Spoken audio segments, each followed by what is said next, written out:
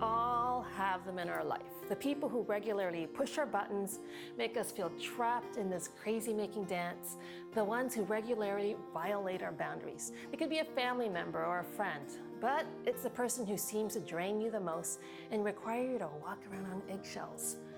As Christ followers, this is further complicated by the call to love others and to sacrifice ourselves for others. Isn't that what Jesus meant when he said to carry the cross? And so many of us well-intentioned folks allow all sorts of crazy-making behavior because we think this is what we're supposed to do. But what we don't realize is that we may be reinforcing those button-pushing behaviors. And we may actually be stopping the growth that the Lord intends in their lives. Maybe he's calling us to love with boundaries and to allow our loved ones to feel some of the pain of their poor choices so that they can become the best version of themselves the Lord created them to be. We have to remember that our greatest spiritual lessons are often learned through times of pain and adversity. If we rescue them and stop them from experiencing pain, we could actually be preventing the growth that they need. Now, bear with me as I lay out some of the button-pushing behaviors with a little bit of humor. You'll recognize them by the different names I give them. So, first of all, the leeches. You recognize them by their attitude of entitlement, the message that you're supposed to take care of all their needs. These are the people that you help because you feel compassion for them, but then they keep taking more and more and more. And then when you have nothing left to give, they'll angrily condemn you for abandoning them in their time of need before spitting you out and moving on to another victim to attach to. The biggest indication that they may be a leech is their lack of gratitude for your support. Now, the Donalds, they're the ones who like to use their anger and aggression to demand a response from others. They're the ones who use intimidation and even biblical legalism to fulfill their spirit of entitlement that they deserve your care. Although they come across as strong, they're actually deeply insecure and will take your perceived lack of care as a personal affront. They've also learned that they can only get what they need by pushing their weight around rather than through building trust or relationship. Now, the drama queens or kings are center stage to a lot of constant drama in their lives. These drama queens, they like to take people down with them in their personal drama.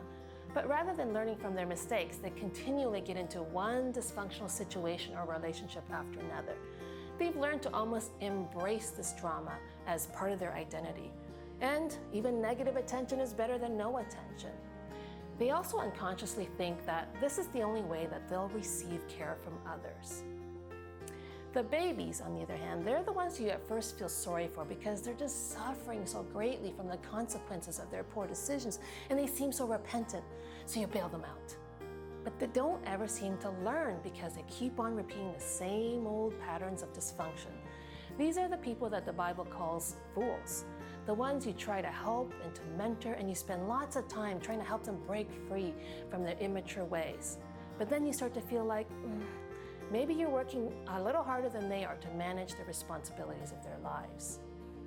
Finally, one of the most subtle button pushers are the damsels in distress, because they're the ones who most trigger your desire to be their hero. But these victims choose to stay victims, and they communicate to you that they're dependent on you to save them time and time again because they're so helpless. They see life and others as against them, and all they need is someone to come and rescue them.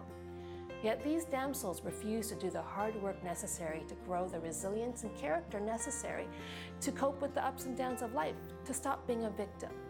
And by the way, I'm calling them damsels, but they can just as easily be male. Any of these sound familiar?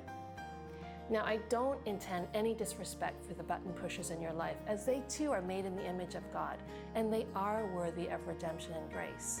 But I'm using humor so that you can recognize the behavior for what it is: unhealthy attempts to manipulate you to get their needs met. It allows you to see more objectively the unhealthy patterns in your loved one, so that you can have the courage and conviction to set healthy boundaries against the dysfunctional behavior. Button pushers need strong boundaries. They need firm and loving consistency. And they need to see that they can't manipulate you. And honestly, sometimes you might have to walk away from button pushers if they won't respect your boundaries. It may be what is necessary if they're unwilling to take responsibility for their dysfunction, no matter what you do or say. If you can't break free from these types of people, consider what's in you that prevents this from happening. Are you a people pleaser? Or do you get your sense of worth from being a caregiver? Are you fearful of their anger and rejection?